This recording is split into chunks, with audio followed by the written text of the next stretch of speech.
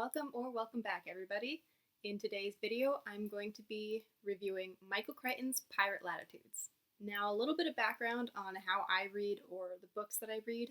I'm not a huge reader, and a lot of people think that's strange for me as a writer. There are a lot of things that I do or don't do that people think are strange for me being a writer, but I am not a big reader. I'm very picky about what I read. I need a book that's going to keep me interested, that doesn't drag, that doesn't have a ton of description. So I need a book that just keeps the action coming. It's just fast paced. There's no parts that drag on and are just kind of like meaningless words. So for me to stay interested in a book, it needs to have basically just lots of action. And Pirate Latitudes does that. This was an incredible read. The first Michael Crichton book that I've read all the way through. I have a whole bunch of them down here. There's 7 down here plus this one. So I have 8 Michael Crichton books, and I've never read any. I just keep picking them up in thrift stores when I find them because I have a friend who loves Michael Crichton, and I thought maybe eventually I'll give them to her. But I figured I should probably read one for myself before I just gave them all away, and I chose Pirate Latitudes because I love pirates. I have another pirate book. I have a sea-related book. I love pirates. So this seemed like a really good option to start with. And it was. This was incredible. It is an action-packed book. It is fast-moving. Michael Crichton doesn't dwell on meaningless parts of the book or parts of the journey that could drag on. He just kind of goes right through them. I'll get to more of that later. But yeah, an incredible read. I'm going to go through and just point out what I loved, what he did really well. There wasn't a lot that I didn't like, so the list for things I don't like is going to be incredibly short. I have an outline printed out because I tend to ramble and I lose track of my thoughts, and my train of thought just kind of goes in its own place. So as I was reading, I took notes in here. I have like a page of notes, just bullet points of what was going on in the book and, you know, parts that really stood out to me. And then I organized them and typed them up. And so I'm going to hopefully be a little bit better organized in this video than I usually would be. But we'll see. Fingers crossed. Another point that I'm going to say just overall about the video. In these review videos, I'm going to try not to give away any major spoilers, but it's a review. So there are going to be spoilers. If you're like me and you don't like to have any part of your book or movie spoiled, then don't watch.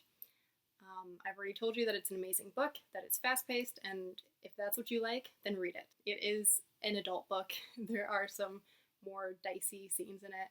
It's got quite a bit of language in it, and it has some scenes that I will probably get to at the end of this, but in case you don't want to hear all the spoilers, just want to know if it's a good book. It is a great book, but it is for adults. And that's all I'll say. Now I will get into my outline. I have already rabbit trailed. This is what happens to me. But here we go, into the outline. So I don't quite understand the point of the first 5 chapters of the book. Michael Crichton did something very interesting.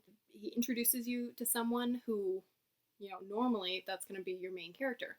So I kind of assumed that this was the main character, and you get to know him a little bit, get to know, some of his strengths, and I kind of ended up liking him, and then he does something that I was like, all right, well, I don't really like him as much anymore. That's kind of not a great thing to do, but okay. Yeah, but everybody has weaknesses, and Michael Crichton was good at giving his characters weaknesses, making them human. But this character is not the main character. He is in the first several chapters. He's in the first 5 chapters, like, he's the one you're following around for the first 5 chapters.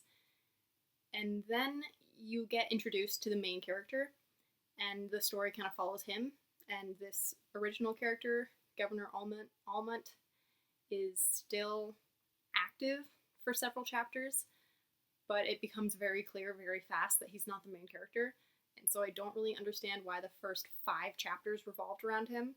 Michael Crichton, he is important later on, but Michael Crichton could have easily introduced him in like a chapter even. So I was a little bit confused when I figured out who the main character was, but it was interesting. The first 5 chapters are very interesting. They're not slow moving, they're fast paced, you get to know the area. I guess that was the main point of it, was just getting to know the world that the main character is from. So it was a very good introduction. I'm just still a little bit confused as to why he makes it seem like Governor Almut is the main character. In Chapter 6, you are introduced to Captain Hunter, who is the main character. He is a pretty likable character. You have to have your main characters be likable, usually. Michael Crichton does a very good job of making him human as well, though. He is not a infallible hero type. He's a human, and he has downfalls. He makes mistakes. He doesn't always win, but he's still an incredible character, and he does know what he's doing, pretty much. He's a pretty strong character.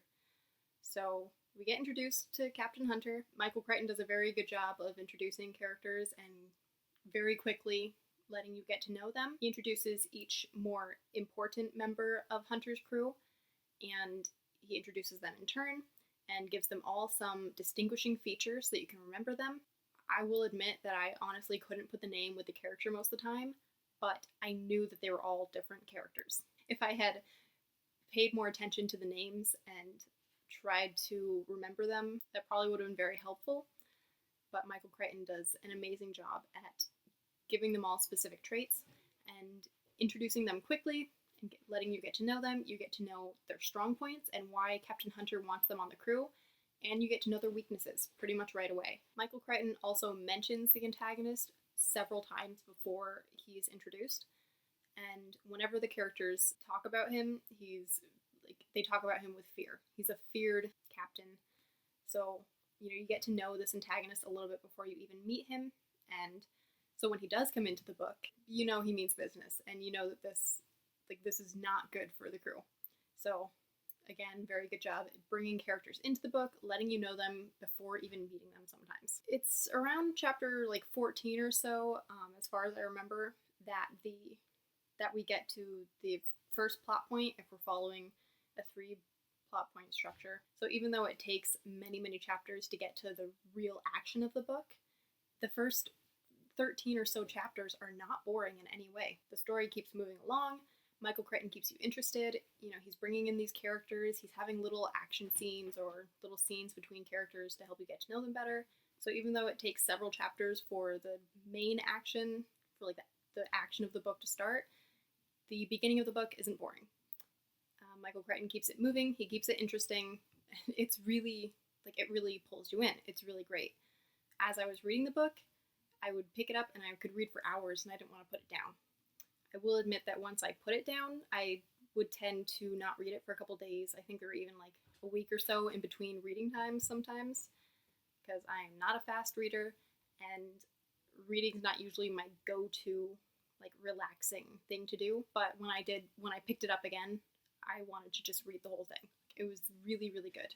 I would like to compare that with Robert Louis Stevenson, who is honestly one of my favorite authors. I love Robert Louis Stevenson, but he has this annoying habit of having a third of his book that is just boring and just drags, and there seems to be no point. Michael Crichton skipped that. He skipped it in several ways. One of the things he does to keep the parts that would be boring and dragging, he keeps them interesting by adding small bits of action. They have nothing to do with the plot. They really don't move it forward, but they give you this little bit of action in this otherwise kind of boring scene. And it's really great. Another thing he does is he just completely skips the boring parts, like part of the sea journey, where I'm sure Stevenson would have taken chapters to tell us everything that happened on that part of the journey. Michael Crichton just skips it. He's like, all right, they were here, they had calm sailing, and they got here. You're like, all right, that's all I needed to know. Thank you. So I really appreciated that. I kind of already mentioned this because I'm not following my outline very well, but something that I appreciated for the characters is that they are very human. They have downfalls. They're greedy. They're lustful. They're not always truthful. They're not always loyal, some of them. He gives them these qualities that are not good qualities, but for characters in books, they're great qualities. You don't want your characters to be these infallible humans. You want them to be human. You want them to have downfalls that maybe people can relate to, or you at least see that, this person, they're kind of like me. They're not perfect. They make mistakes. Their plans don't always work. I mean, Hunter, he is an incredible captain. He knows what he's doing. He's well respected. He's very resourceful. and yet he still fails sometimes. His plans don't work. He doesn't know what to do, and it puts the whole crew in jeopardy. He's not, it's not something, it's not even necessarily his fault. Sometimes he doesn't have a good option. And maybe if he'd chosen another option, it would have worked out, but neither one was a good option, and he chose what he thought would work. And it doesn't always work. But it shows you that he's human. He does make mistakes. He isn't perfect. It's shown in many different ways that he's not perfect, but he's still a very likable character, and you still want him to succeed. He's the good guy, I guess. There's not always a good guy in books. There's just whoever you're rooting for. So he's a great character to root for. You do want to root for him. You want him to succeed. But he's not perfect. Michael Crichton is also a master at keeping scenes intense and keeping them exciting, making them exciting. Even some of the smaller scenes, you can feel the tension. Like, you feel the fear that the characters have and what they're going through, and you really feel for them, and you want to know what happens. You keep reading to see if they're going to make it out. You generally assume that the main characters are going to make it at least a good portion of the way through the book, but he does a very good job of making those intense scenes actually intense. So he does it really well. There's so many good points about this book. It's pretty much all just good points. Some negatives about his book are that there's quite a bit of language, just swearing and some crudity. It's an adult book. It's got some adult themes. So there's the swearing and like crude humor, not really humor, but crude language. It's a little bit gory at times.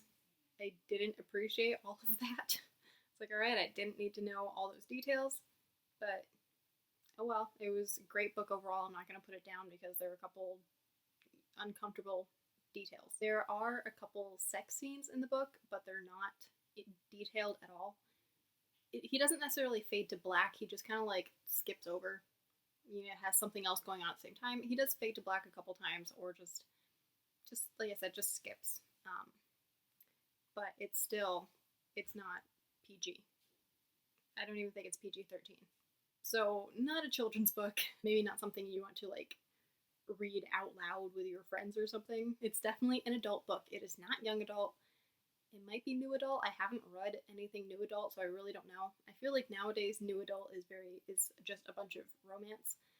Anytime I look up new adult, that's all I find is just a bunch of kind of like smutty looking romance. And I'm not really interested in that. I don't like romance. There's not enough action in romance books for me to stay hooked. I have several romance books that I've started and I've gotten several chapters into, maybe halfway through, but I've never finished them because I just don't stay interested.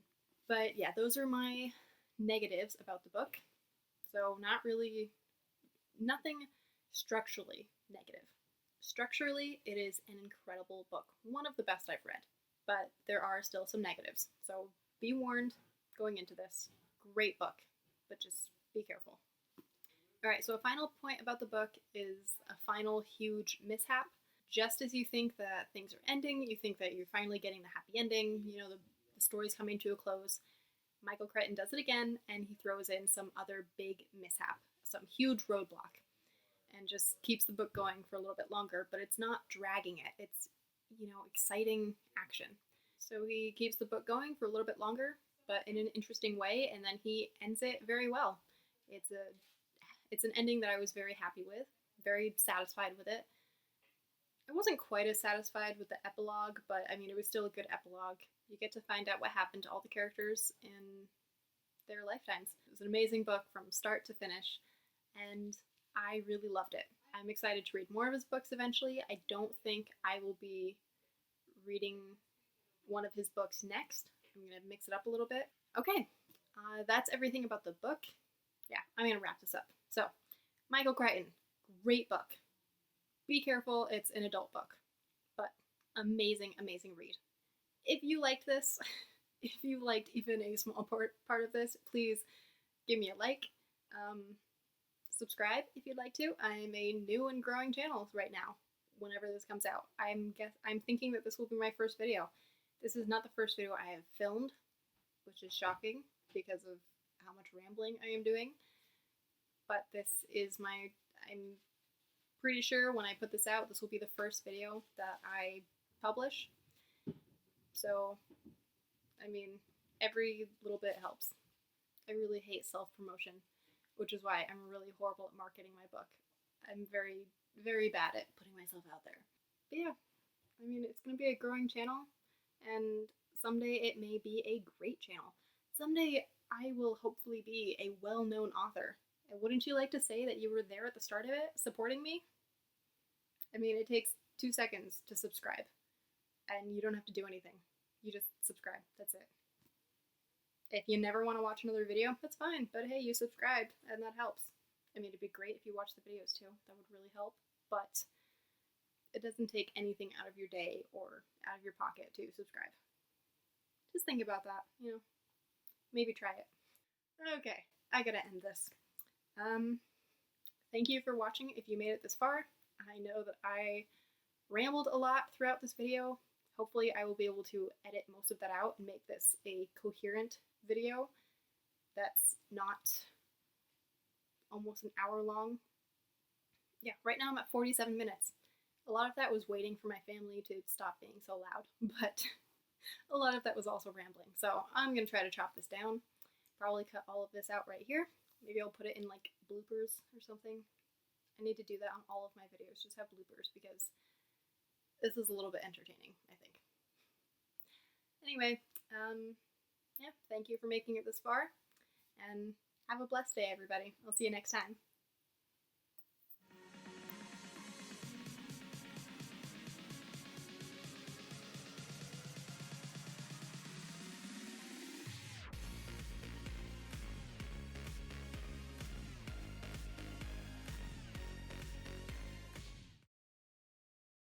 Know them better, and oh my gosh, there's so much noise.